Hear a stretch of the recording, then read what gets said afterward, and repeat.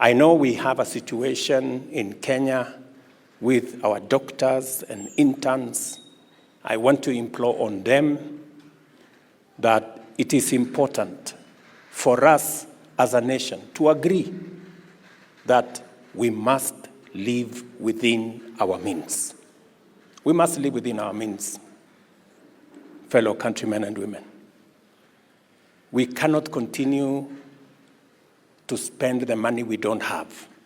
And I am telling our friends, the doctors, that we mind about them, we value the service they give to our nation, but we must live within our means. The resources we have are only sufficient to pay 70,000 shillings for intern doctors. It is not a salary, it is a stipend for only 1 year, and then they will be employed.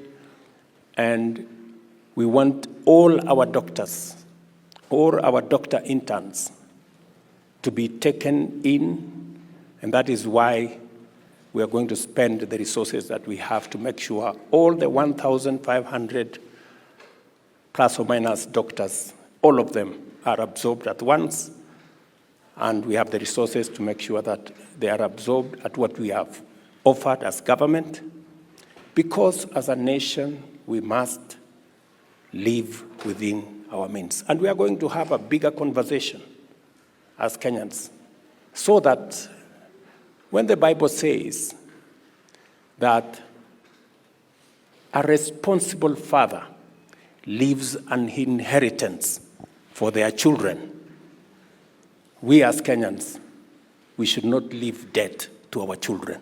We should leave an inheritance to our children. And so I am very confident that as a country, we are going to make the right decisions. And I promise you that I will always speak the truth to our nation. Because in speaking the truth to our nation, we will be free as a nation from the yoke of debt and expenditure that we cannot afford. When I told the nation last year that we cannot sustain subsidies, many people thought I did not think correctly. But we got rid of subsidies. We instead funded our production. Today, we are seeing the fruits that we have food in our country. The prices of food items have come down. Our dollar situation has improved. Even fuel situation has improved because we have made the right decisions. I will continue the path of making the right decisions for our country, because you can never be wrong if you make the right decisions. They may not be popular, they may not be easy, but the right decisions will always prevail, and we will get our country where we want to go.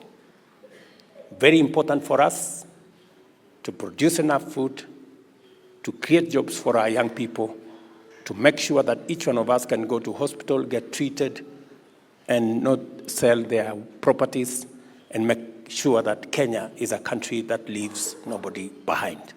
So I am happy to be in this congregation this morning, and just to confirm to you that we are on course in making sure that Kenya becomes that great country that we all want it to be. We're going to reduce our budget from 4.2 trillion down to 3.7 trillion so that we can live within our means. You know what? The Bible says in John 8:32, you shall know the truth, and the truth will do what? Will set you free. We must be honest with ourselves. We must tell each other the truth. And the truth is, we must live within our means. We cannot continue to borrow money, to pay salaries, to borrow money, to do things. We must begin to live within our means.